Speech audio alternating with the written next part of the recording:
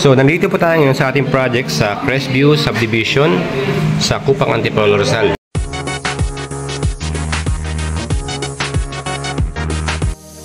Good morning po sa inyong lahat. Once again, this is Architect College of Lay Design Studios and Aledo Builders. Sila pang gumawa ng bahay. So, nandito po tayo ngayon sa ating project sa Crestview Subdivision sa Cupang Antipolo, Rizal. So, at this stage po, we're ready to hand over yung project natin. At bibigyan ko lang po kayo ng quick overview kung ano yung mga ginamit nating materials. So, starting from the outside, I don't know kung nakikita po ninyo, pero yan po. Nakikita nyo yung ceiling at yung walls natin. Let's start with the wall. Ang ginamit po natin dyan is stucco finish. Almost bare finish lang. Medyo may pagka-brutalist ang style. Then, pagdating naman sa kisame, gumamit tayo ng mga PVC ceiling. Mga lightweight materials na nakahang sa ating suspension na ginamit nating mga metal fairings para lightweight po tsaka madaling i-maintain. So, meron tayong mga ilaw. Ito yung tinatawag natin na tabo or yung surface mounted na ilaw. Yung magandang accent sa labas. Sa ating railings naman, very plain and simple pero unique ang design. So, ito po is metal lang po at steel railing with haspe ng wood finish sa ibabaw. So, kung makikita po ninyo, ang sarap hawakan. Dati pa gumagamit tayo ng 2x2 na railing para dito, pero I found it very difficult to grasp. Yung grip po, hindi po masyadong maganda. So, we reduce it to this size.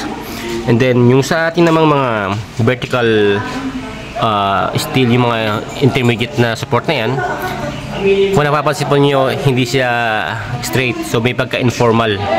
So, unique. Pero pag meron pong pinagbasihan na ano yan, na pattern. So, sa wall again, meron tayong mga accent featured walls dito na mga tile finish na may nilagay tayong accent wall lamps para maganda tingnan sa gabi. Then, sa windows, meron tayong mga reflective glass na ginamit para po mabawasan yung init na pumapasok na nag-rigid sa loob ng bahay.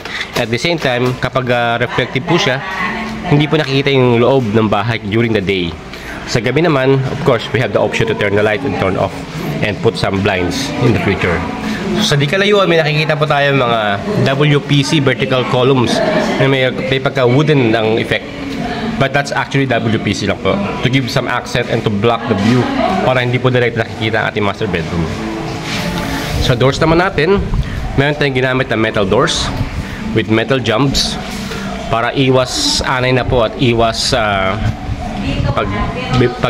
pagkakaroon ng moisture reaction. Yun po kasi karaniwang sakit ng mga kahoy.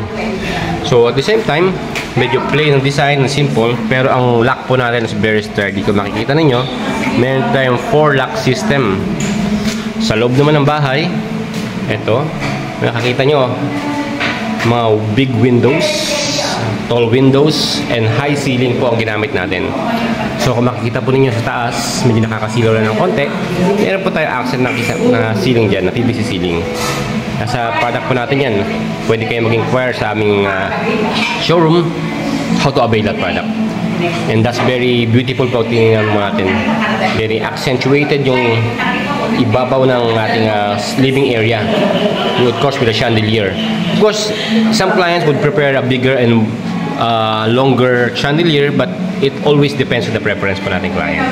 Sa di kalayuan po na yun, nakikita po ninyo, nandun naman natin bar counter na nag-divide between the living room, the dining area and the kitchen. So, wala po kayo nakikitang column. Kung mapapansin niyo na naka-expose. Dahil lahat po yan ay nakatago, naka-flush sa pader. Yan po yung mga steel column, kaya na ma-manage po natin na paliitin yung dimension as per the required design ng structural engineer natin. So, yan lang po muna sa ating level ngayon, sa ground level. And here we are discussing with the clients kung ano po kay Mami, yung mga concern, mga initial snags na nakita nila na atin pong i-address. So hanggang sa muli, this is your architect Lito Carisma from Lay Design Studios saying have a great day. Bye!